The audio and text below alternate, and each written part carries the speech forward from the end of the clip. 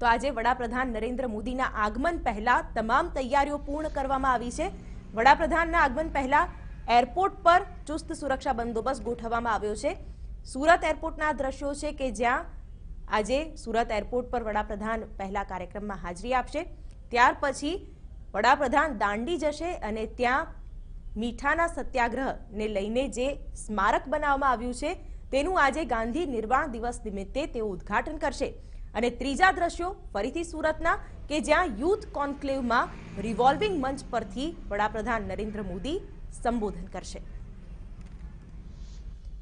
વડાપ્રધાન નરેન્દ્ર મોદી બપોરે 1:25 વાગ્યા આસપાસ નવા એરપોર્ટના ટર્મિનલ ભવનનું ઉદ્ઘાટન કરશે। રૂપિયા 354 કરોડના ખર્ચે તૈયાર થયેલું આ ટર્મિનલ ભવન 25,500 ચોરસ મીટર વિસ્તારમાં ફેલાયેલું છે।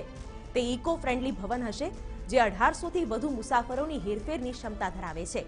મહત્વનું છે કે સુરત હવાઈ મથક એર ટ્રાફિકની હેરફેર માટે તથા મુસાફરોની હેરફેર બાબતે અમદાવાદ અને વડોદરા પછી ગુજરાતનું 3જા નંબરનું સૌથી વ્યસ્ત હવાઈ મથક છે। ऑनरेबल प्राइम मिनिस्टर हस्ते एक तो एरपोर्टनो एक्सपेन्शन एना बाबतेनो कार्यक्रम है और साथे साथे सूरत महानगरपालिका ने 1058 करोड़ना प्रोजेक्ट एटले 39 प्रोजेक्टनो भूमिपूजन और लोकार्पण बने भेगा थईने 1058 करोड़नो प्रोजेक्ट आज आ स्टेज में एना फाउंडेशन स्टोन लेइंग सेरेमनी और साथे साथे डेडिकेशन एटले लोकार्पण कामगीरी करवामां आवशे।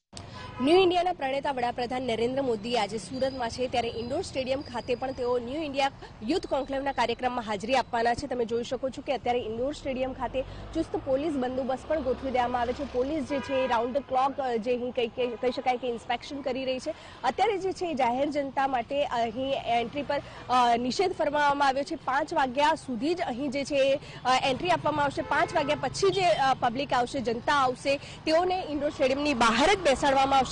खास करीने आ कार्यक्रमनी खासियत ए रहेवानी छे के અહીં પહેલીવાર નરેન્દ્ર મોદી જે છે એ જનતા સાથે રૂબરૂ થવાના છે, આંખથી આંખ મિલાવીને વાત કરવાના છે। ત્યારે તેમના માટે એક રિવોલ્વિંગ સ્ટેજ પણ આ ઇન્ડોર સ્ટેડિયમની અંદર તૈયાર કરવામાં આવ્યું છે। આ સ્ટેજ 800 કિલોનું વજનનું છે અને દર 7 મિનિટે તે એક રાઉન્ડ પૂરો કરશે। ખાસ કરીને આ કોન્ક્લેવમાં સીએ, વકીલ, ડોક્ટર, એન્જિનિયર સહિત પ્રોફેશનલ પણ હાજરી આપવાના છે। પીએમ સાથે વન ઓન વન ચર્ચા કરવા માટે લગભગ 15,000થી પણ વધુ લોકોએ રજીસ્ટ્રેશન કરાવ્યું છે અને પ્રશ્નોની संख्या पण वधारे होय। खास करीने प्रश्नों शॉर्टलिस्ट करवामां आवे छे એટલે પહેલીવાર વડાપ્રધાન જે છે સુરતના લોકો સાથે વન ઓન વન ચર્ચા કરવાના છે। ત્યારે લોકોમાં પણ આ કાર્યક્રમને લઈને ખૂબ જ એવો ઉત્સાહ જોવા મળી રહ્યો છે। કેમેરામેન સલીમ શેખ સાથે પારુલ માડિક, TV9 સુરત।